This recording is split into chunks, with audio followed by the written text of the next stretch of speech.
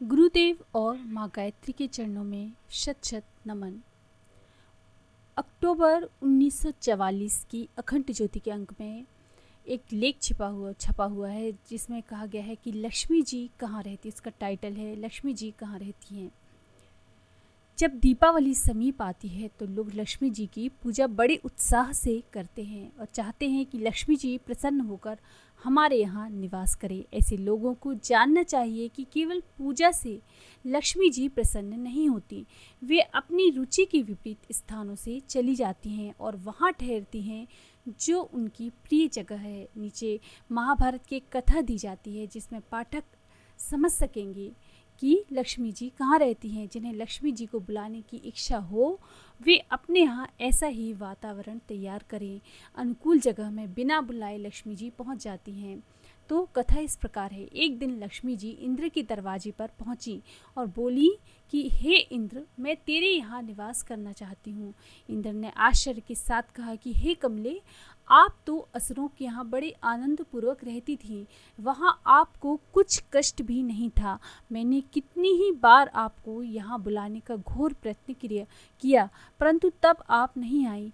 आज आप बिना बुलाए मेरे ही द्वार पर पधारे हैं। सो हे देवी, इसका कारण आप मुझे समझा कर कहिए। लक्ष्मी जी ने कहा, इंद्र, कुछ समय पूर्व असुर बड़े धर्मात्मा थे। वे कर्तव्य में परायण रहते थे, सब काम नियमित रूप से करते थे, परंतु उनके ये गुण धीरे धीरे नष्ट होने लगे। प्रेम के स्थान पर ईर्ष्या, द्वेष और क्रोध कलह का उनके घर में निवास रहने लगा।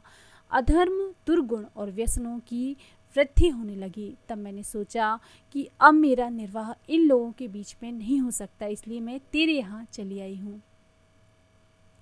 इंद्र ने पूछा, हे भगवती, वे कौन कौन से दोष हैं जिनके कारण आपने असुरों को छोड़ा है? उन दोषों को विस्तार पूर्वक मुझसे कहने की कृपा कीजिए जिससे मैं भी सावधान हो जाऊं। लक्ष्मी जी ने उत्तर दिया, हे इंद्र, जब कोई वयोवृद्ध सत्पुरुष ज्ञान विवेक का उपदेश करते थे तो असुर लोग उनके उपहास करते या उपेक्षा से निद्रा लेने लगते थे। वृद्ध और गुरुजनों के सम्मान का विचार ना करके उनके बराबरी के आसन पर बैठते थे। सत्कार, शिष्टाचार और अभिवादन को बात तो वे लोग भूल ही गए हैं। लड़के माता पिता से मुंहजोरी करने लगे, बहुत रात्रि गए तक चिल्लाते रहते, ना स्वयं सोते ना दूसरों को सोने देते, अकारण वैर और विनोद मूल ले लेते थे, विवाद करते रहते थे। स्त्री ने पति की आज्ञा मानना छोड़ दिया, पुत्र को पिता की परवाह नहीं रही, शिष्य आचार्यों की तरफ मुंह मटकाने लगे, समस्त मान मर्यादाएं जाती रहीं, भिक्षा और दान देना बंद करके अपने ही ऐश आराम में धन खर्च करने लगे, घर के बच्चों की परवाह ना करके बूढ़े जो पुरुष है चुपचाप मधुर मिष्ठान अकेले ही खा लेते थे। जहाँ ऐसे ने आचरण होते हैं उनके यहाँ हे इंद्र, भला मैं किस प्रकार से रह सकती हूँ? वह असुर लोग फलदार और छायादार हरे भरे वृक्षों को काटने लगे। दिन चढ़े तक वे सोते रहते, प्रहर रात्रि तक खाते और भक्ष और अभक्ष अन्न का विचार न करते। सत्कर्म करना तो दूर, दूसरों को करते देखते तो भी विघ्न उपस्थित करते। स्त्रियां फैशन, आलस्य और व्यसनों में व्यस्त रहने लगी। घर में अनाज बिखरा पड़ा रहता जिसे चूहे खा कर उपद्रव करते। खाद्य पदार्थ खुले पड़े रहते जिन्हें कुत्ता बिल्ली चाटते। गम्य अगम्य का विचार छूट गया, घर में ही व्यभिचार होने लगा। मादक द्रव्यों में, जुए में, नाच तमाशों में रुचि बढ़ने लगी। लापरवाही का हर ओर साम्राज्य था।